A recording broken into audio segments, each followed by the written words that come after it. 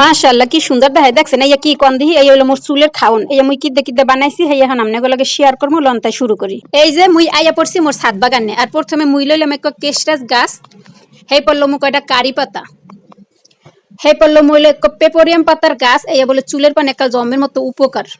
হেই পড়লো মু কয়টা তুলসী পাতা কড়া কড়া মাথাগুলা ছিড়রা। হেই পড়লো মু কয়টা মেহেদি পাতা। হেই পড়লো মু হইলো গয়া পাতা করা দেখে মানে পেয়ারা পাতা আর কি। হেই পড়লো মু কয়টা জবা ফুলের পাতা। এই তো এখন দিয়া দিলাম একটু অ্যালোভেরা জেল ব্লেন্ডারের মধ্যে। এরপর দিলাম একটু ডিম একটু কলা আর একটু পেঁয়াজ।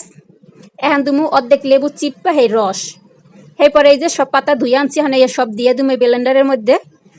এই যে মুই সাদে জবা ফুল পাইছিলাম হেগ্গও লই আইছি হেগ্গও দিয়ে দিলাম। এখন সুন্দর মতো ব্লেন্ডার করবো। এই যে ব্লেন্ডার করা শেষ। এর মধ্যে মুই এখন আবার মোর এই বানান্য অর্গানিক যে তেল হের একটু তেল দিয়ে দিলাম।